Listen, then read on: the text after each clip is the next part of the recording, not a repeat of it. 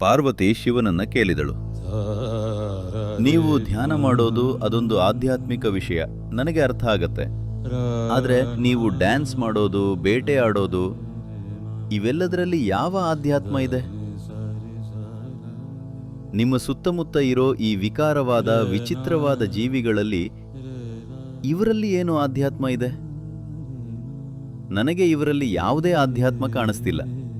ಅದಕ್ಕೆ ಶಿವ ಹೇಳಿದ, ಈ ಅಸ್ತಿತ್ವದಲ್ಲಿ ಆಧ್ಯಾತ್ಮಿಕ ಅಲ್ಲದ್ದು ಯಾವುದೂ ಇಲ್ಲ. ಎಲ್ಲವೂ ಆಧ್ಯಾತ್ಮವೇ, ಇನ್ನೂ ಅರಿವಿಗೆ ಬಂದಿಲ್ಲ ಅಷ್ಟೇ.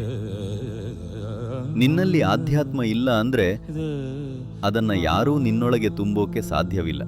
ಇದು ನಾವೇನೋ ಹೊಸದಾಗಿ ಕಂಡುಹಿಡಿಯುತ್ತಿರೋದಲ್ಲ ಅಥವಾ ಸೃಷ್ಟಿ ಮಾಡ್ತಿರೋದಲ್ಲ,